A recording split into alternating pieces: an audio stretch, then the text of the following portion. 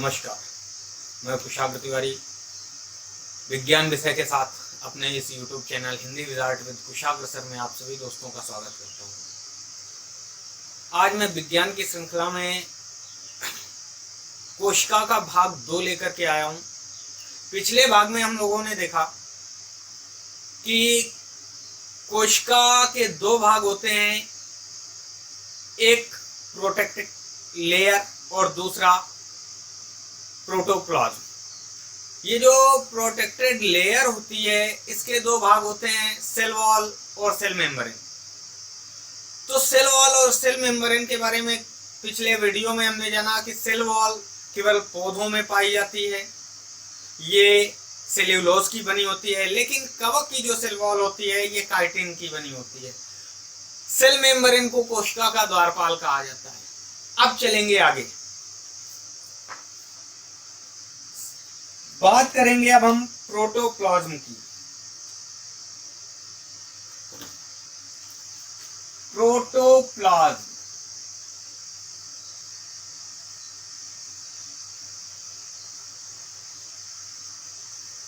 या जीव द्रव्य, प्रोटोप्लाज्म या जीव द्रव्य ये क्या होता है? तो प्रोटोप्लाज्म या जीव द्रव्य जीवन का जो आधार होता है, जीवन के लिए जो मुख्य होता है वो क्या होता है? जीव द्रव्य होता है। प्रोफेसर हेक्सले ने कहा था। किसने कहा था? प्रोफेसर हेक्सले ने कहा था।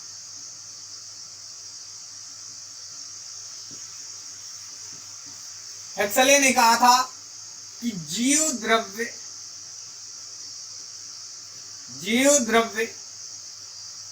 जीवन का भौतिक आधार है।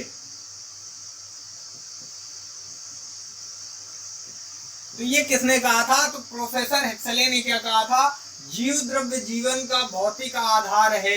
तो अब अगर हम बात करें कि जीव द्रव्य होता कहाँ पे है, जीव द्रव्य कहाँ पे पाया जाता है, तो आइए हम बात करते हैं जीव द्रव्य के बारे में। ये इस तरह से हमारा कोशिका का फिगर होता है। ये इस तरह से कोशिका का फिगर होता है। ये अंदर जो होता है इसको हम कहते हैं सेल मेम्ब्रेन, ये होती है सेल वॉल और ये होती है सेल मेम्ब्रेन। कोशिका भित्ति और कोशिका झिल्ली। अब कोशिका झिल्ली के बाद जितना भी ये यहाँ पे मैटर पाया जाता है, जितनी भी चीजें पाई जाती हैं, ये क्या होता है? प्रोटोप्लाज्म होता है। क्या होता है? प्रोटोप्लाज्म होता है। ठीक है। अब प्रोटोप्लाज्म में क्या क्या होता है? तो हम बात करें प्रोटोप्लाज्म की, तो प्रोटोप्लाज्म में या प्रोटोप्लाज्म के 2 भाग होते हैं। प्रोटोप्लाज्म के 2 भाग होते हैं। कौन कौन से होते हैं? तो प्रोटोप्लाज्म के भैया 2 भाग होते हैं। एक को हम कहते हैं साइटोसोम और दूसरे को कहते हैं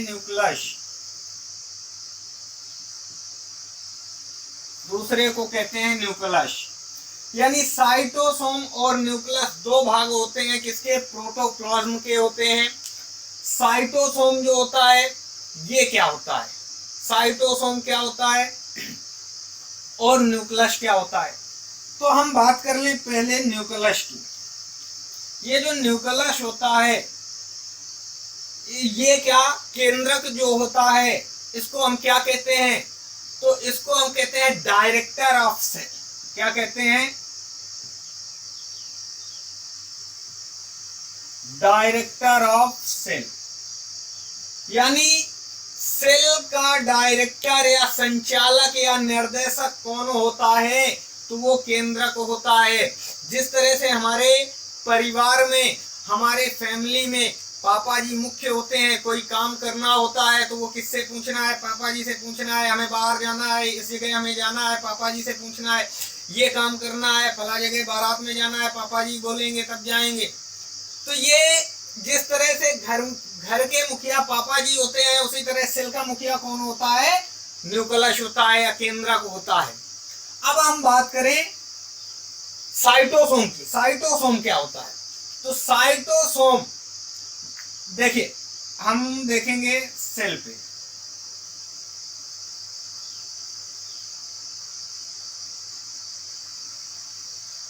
ये इस तरह से सेल के अंदर बहुत सारी अंग पाए जाते हैं।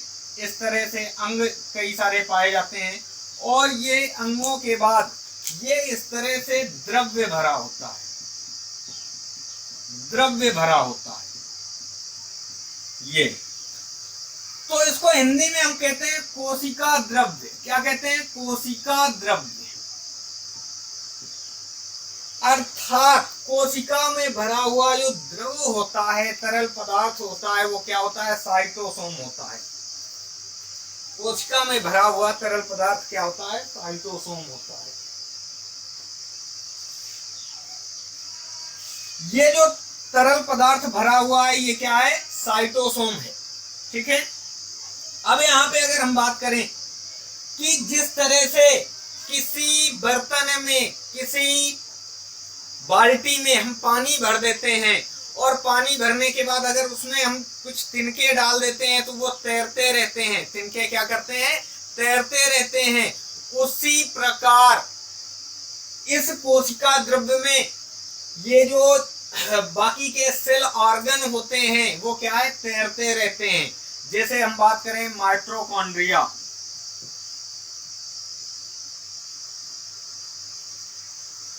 माइटोकॉन्ड्रिया, गोल्गी बॉडी,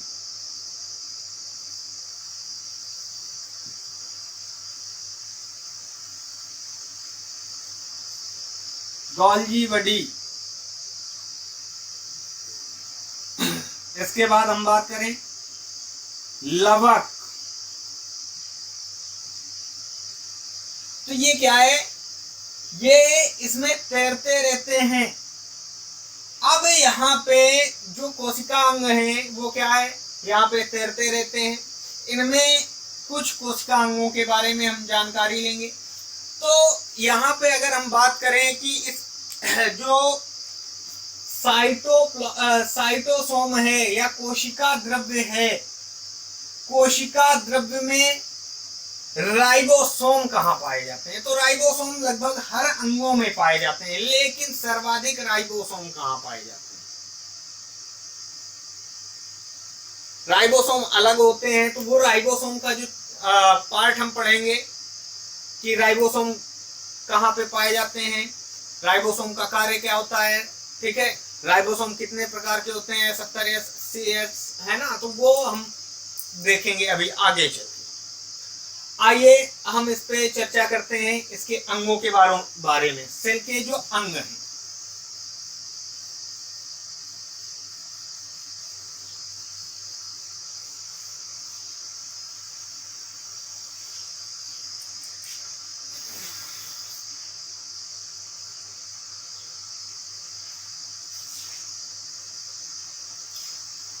पहला अंग हम देखते हैं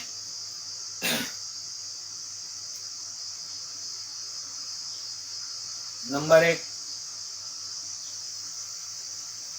एंडोप्लाज्मिक रेटिकुलम। एंडोप्लाज्मिक रेटिकुलम, इसे हम कहते हैं अंतःप्रद्रवी जालिका। अंतःप्रद्रवी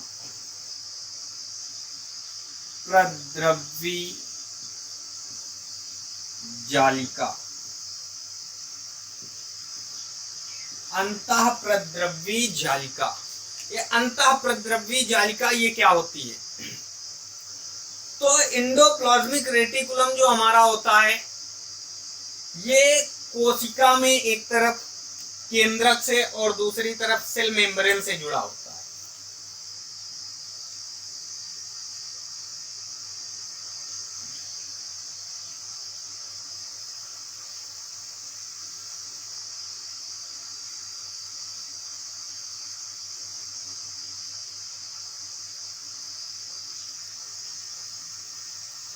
ये इस तरह से कोशिका का फिगर है। इसमें बीच में ये केंद्रक होता है, जरूरी नहीं कि केंद्रक बीच ही में हो, ठीक है, जरूरी नहीं है केंद्रक बीच में हो, कहीं भी हो सकता है। केंद्रक से एक तरफ ये जुड़ा होता है और दूसरी तरफ सेल मेम्ब्रेन से जुड़ा होता है, इस तरह से।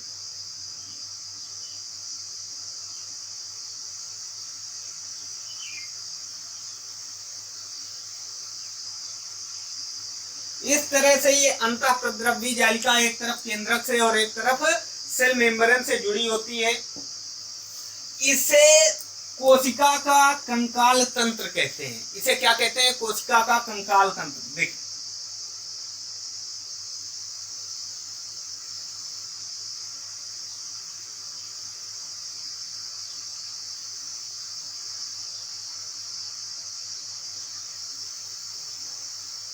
कोशिका का कंकाल तंत्र इसे क्यों कहते हैं, ये जानना जरूरी नहीं है कि कोशिका का कंकाल तंत्र इसे कहते हैं, जानना ये जरूरी है कि इसे क्यों कहते हैं कोशिका का कंकाल तंत्र। तो हम बात करें कि जैसे ये मार्कर है, इसको हमने इस तरह से पकड़ रखा है, इस तरह से इसे हमने पकड़ रखा है। अब ये मार्कर अगर हम हटा लेंगे तो ये आपस में जुड़ जाएंगे, नहीं हटाएंगे तो ये ऐसे ही बने रहेंगे। सेम उसी तरीके अगर हमारे शरीर में ये जो हड्डी है, ये हड्डी अगर बनी हड्डी है तो ठीक है, वरना अगर हड्डी हट गई तो क्या है, ये मांस का एक टुकड़ा एक जगह स्थिर हो जाएगा, पूरा मांस एक जगह एक गुच्छे के समान हो जाएगा, लुगदी बन जाएगा एक। सेम उसी तरीके अगर ये हट जाएगा, ये हट जाएगा मान लो, तो ये क्या है, यहाँ पे क्या बन जाएगा, ये लुगदी बन जाएगी कोशिका एक। तो इसलिए इसे क्या कहते हैं, कोशिका का कंकाल तंत्र कहते हैं। अब बात करें हम कि अंतःप्रद्रव्य जालिका की खोज किसने की थी, इसकी खोज किसने की थी, तो इसके डिस्कवर करता थे, इसका डिस्कवर किसने किया था, तो डिस्कवर किया था पोर्टर ने। किसने किया था, पोर्टर। अंतःप्रद्रव्य जालिका की खोज किसने की थी, पोर्टर ने की थी, ठीक है। ये अंतःप्रद्रव्य जालिका दो तरह की होती है, अंतःप्रद्रव्य जालिका दो तरह की होती है। कौन कौन सी होती है, तो इसके टाइप जो होते हैं,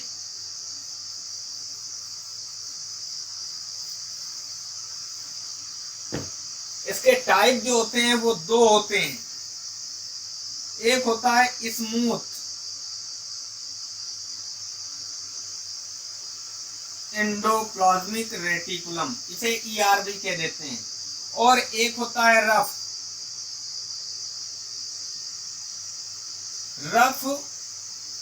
endoplasmic reticulum. Smooth endoplasmic reticulum और रफ एंडोप्लाज्मिक रेटिकुलम, ये क्या होता है, जो चिकनी सतह वाली होती है, जो चिकनी होती है रेटिकुलम, या जो अंतःप्रद्रव्य जालिका चिकनी होती है, वो कौन सी होती है, स्मूथ एंडोप्लाज्मिक रेटिकुलम होती है। और जो रफ होती है यानी खुरदुरी होती है, वो कौन सी होती है, रफ होती है। खुरदुरी क्यों हो जाती है ये, तो इसमें कुछ राइबोसोम्स के कण उपस्थित होते हैं। जब राइबोसोम्स के कण उपस्थित होते हैं तो वो क्या है, खुरदुरा बना देते हैं, ठीक है। तो ये था एंडोप्लाज्मिक रेटिकुलम, कोशिका का फर्स्ट अंग। अब हम बात करें, यहाँ पे राइबोसोम से बात खत्म हो रही है, तो हम चर्चा करें राइबोसोम की।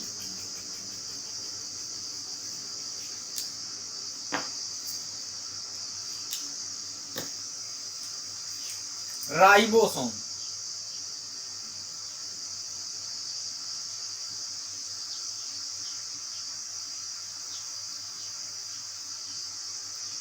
राइबोसोम्स क्या होते हैं, तो राइबोसोम्स प्रोटीन निर्माण के लिए जगह देते हैं। प्रोटीन निर्माण में राइबोसोम सहायक होते हैं, ठीक है। राइबोसोम्स की खोज किसने की थी, तो राइबोसोम्स को डिस्कवर किया था पैलेट ने। किसने किया था? पैलेट।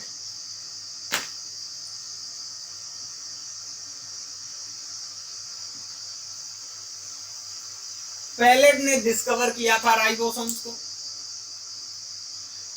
राइबोसोम प्रोटीन निर्माण की फैक्ट्री कही जाती है। क्या कही जाती है? प्रोटीन निर्माण की फैक्ट्री। प्रोटीन निर्माण की फैक्ट्री कही जाती है। प्रोटीन निर्माण की फैक्ट्री किसे कहते हैं? तो राइबोसोम को कहते हैं। क्यों कहते हैं प्रोटीन निर्माण की फैक्ट्री? तो इसकी अगर हम चर्चा करें तो राइबोसोम जो होता है ये इस तरह से जगह देता है प्रोटीन निर्माण के लिए। देखो, मान लो कि हमें कोई किसी चीज की मैन्युफैक्चरिंग करनी है। मान लो इस मार्कर की मैन्युफैक्चरिंग करनी है हमें। अब ये मैन्युफैक्चर होगा मार्कर, तो इसके लिए क्या चाहिए होगा? पहले इस पे लागत लगाने वाला चाहिए कि इस पे लागत कौन लगाए। तो मान लो कि इस पे लागत लगाने के लिए आप तैयार हो गए, ठीक है, आपने इस पे लागत लगा दी। तो इसके लिए लागत जब लग जाएगी तो इसके लिए फिर क्या चाहिए? कच्चा मटेरियल चाहिए, रॉ मटेरियल चाहिए। तो रॉ मटेरियल भी आ गया। तो अब जब रॉ मटेरियल आ जाएगा तब ये क्या है? बन करके तैयार होगा। लेकिन उसके लिए जगह भी चाहिए, जगह चाहिए। तो अब जगह भी कोई दे। मालिक के पास जगह नहीं है तो मालिक किसी से जगह के लिए बोलेगा। तो सेम कंडीशन यहाँ पे होती है कि हमें निर्माण किसका करना है? प्रोटीन का। निर्माण किसका करना है? प्रोटीन का। अब प्रोटीन निर्माण के लिए डीएनए जो है, डीएनए ने संपर्क किया। किससे संपर्क किया? डीएनए ने राइबोसोम से। किससे संपर्क किया? राइबोसोम। राइबोसोम ने क्या किया? जगह तो दे दी राइबोसोम ने। अब जब राइबोसोम ने जगह दे दी तो डीएनए ने फिर कच्चा मटेरियल तैयार किया। कच्चा मटेरियल क्या? Amino acid. Amino acid. अब जब एमिनो एसिड राइबोसोम्स के पास पहुंच जाता है, राइबोसोम्स के स्थान पर पहुंच जाता है, तो यहां से प्रोटीन का निर्माण हो जाता है। तो राइबोसोम्स को क्या कहा जाता है? प्रोटीन निर्माण की फैक्ट्री कही जाती है राइबोसोम। राइबोसोम्स के टाइप कितने होते हैं? तो 2 टाइप होते हैं राइबोसोम्स के, 70S टाइप और 80S टाइप।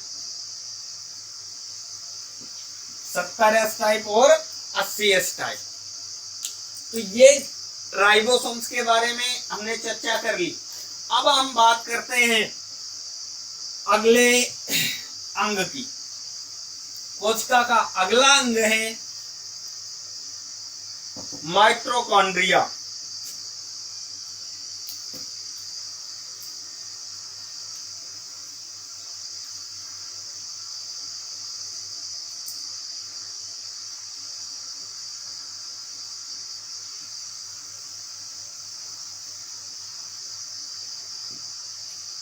माइटोकॉन्ड्रिया।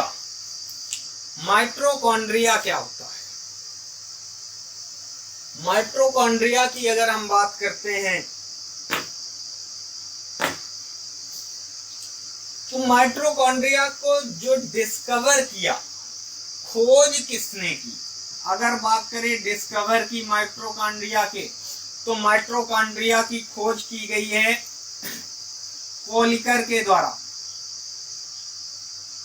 कोलिकर महोदय ने माइटोकॉन्ड्रिया की खोज की कि सेल के अंदर, कोशिका के अंदर कोई माइटोकॉन्ड्रिया जैसा कोई अंग भी पाया जाता है। माइटोकॉन्ड्रिया को, माइटोकॉन्ड्रिया का नाम किसने दिया? नाम किसने दिया माइटोकॉन्ड्रिया का? तो सी बेंडा। किसने? सी बेंडा। माइटोकॉन्ड्रिया को बायोप्लास्ट किसने कहा? बायोप्लास्ट किसने कहा? तो अल्टमान। ये क्वेश्चन आपके 3 क्वेश्चन यहां से बन गए। डिस्कवर किसने किया? खोलिकर ने किया। नेम किसने दिया? माइटोकॉन्ड्रिया, तो सी बेंडा ने दिया। बायोप्लास्ट किसने कहा? तो अल्टमान ने कहा। ठीक है। अब यहां पे अगर हम बात करें कि माइटोकॉन्ड्रिया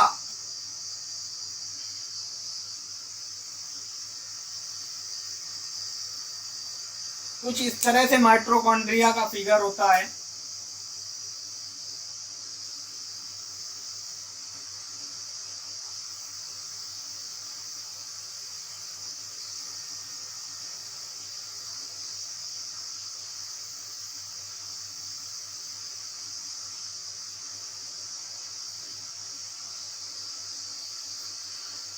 ये जो माइटोकॉन्ड्रिया इस तरह से फिगर होता है, तो माइटोकॉन्ड्रिया के अंदर क्वेश्चन पूछा जाता है जो उंगली के समान संरचना पाई जाती है, ये इसे क्या कहते हैं? तो इसे कहते हैं क्रिस्टी।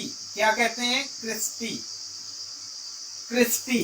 क्रिस्टी में, यहाँ पे क्रिस्टी में ये छोटे छोटे कण पाए जाते हैं।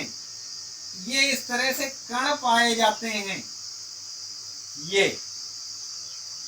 ये जो कण पाए जाते हैं क्रिस्टी में, इन्हें हम नाम दिया करते हैं F1 कण।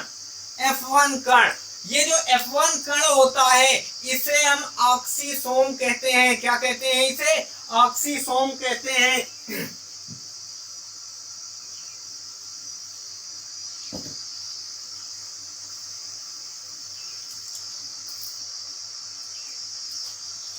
अब F1 कण का कार्य क्या होता है? तो F1 कण एटीपी के निर्माण में, ऑक्सीसोम एटीपी के निर्माण में सहायक होते हैं। किसके निर्माण में? एटीपी के निर्माण में सहायक होते हैं। एटीपी जो ऊर्जा होती है, एडेनोसिन ट्राइफॉस्फेट जो होता है, उसके निर्माण में सहायक होते हैं। कैसे सहायक होते हैं? तो माइटोकॉन्ड्रिया में जब ग्लूकोज पहुंचता है, ग्लूकोज पहुंचने के बाद इसमें O2 ग्लूकोज के साथ में O2 जब आता है तो इसमें एक क्रिया होती है। जब क्रिया होती है, रिएक्शन होता है, तो क्या है? F1 कण उसमें भाग लेता है। और जब F1 कण भाग लेता है इसमें, तो क्या होता है कि वहां पे ग्लूकोज को एटीपी के रूप में परिवर्तित कर देता है। ग्लूकोज को ऊर्जा के रूप में, माइटोकॉन्ड्रिया की ऊर्जा के रूप में परिवर्तित कर देता है। और इसीलिए ये क्या है? ऊर्जा बनाने में या एटीपी निर्माण में F1 कण या ऑक्सीसोम, इसे F1 कण को क्या कहते हैं? ऑक्सीसोम भी कहते हैं, तो सहायक होता है। और चूंकि यहाँ पे एटीपी का निर्माण होता है, ऊर्जा का निर्माण होता है, इसलिए माइटोकॉन्ड्रिया को क्या कहते हैं?